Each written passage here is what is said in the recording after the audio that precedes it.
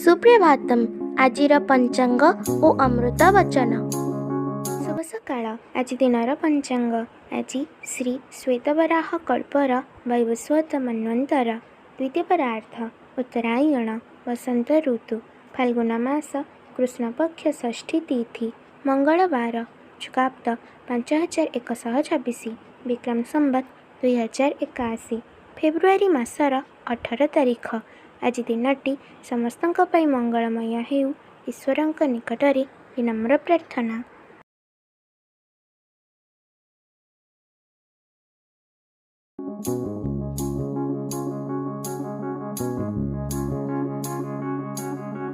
ଅଧିକ ଧନ, ଲୋକବଳ ଓ ଯୌବନ ଥିଲେ ବି ଗର୍ବ କର ନାହିଁ।